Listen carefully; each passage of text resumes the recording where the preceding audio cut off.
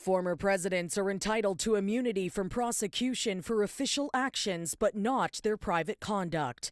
That's the final ruling handed down Monday morning by the U.S. Supreme Court in regards to whether or not former President Donald Trump is immune from prosecution for his role in the January 6th riot at the U.S. Capitol. It gave the president far more immunity than I think many of us had predicted. And I think what's even more notable here is the number of questions that they left. Trump already touting the decision as a victory, taking to his Truth Social platform with this post, claiming he's proud to be an American. But not everyone is as pleased with the decision.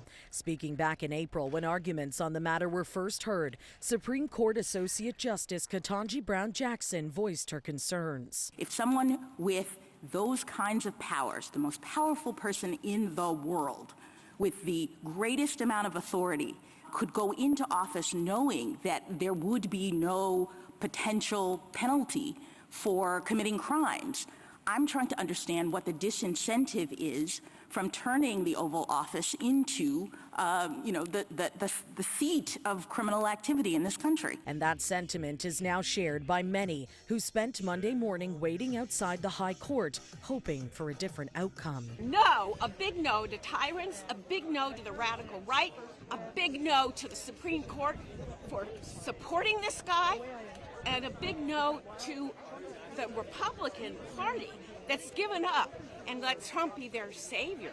He's no savior. In my opinion, this is a corrupt court that has kicked the can down the road to such a degree that Trump will not get a trial before the election, and the American people have a right to that. Monday's 6-3 ruling rejects the one made by a federal appeals court earlier this year that said Trump could not claim immunity for his alleged attempts to overturn the results of the 2020 election.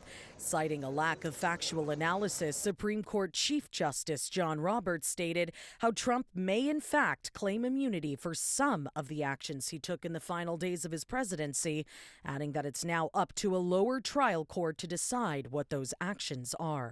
Jack Smith's federal case relating to 2020 election subversion.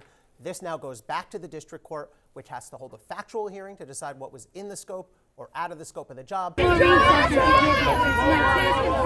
while the details of Trump's immunity are ironed out in Washington, in Connecticut, Trump's former strategist Steve Bannon has reported to a federal prison to begin his 4-month sentence.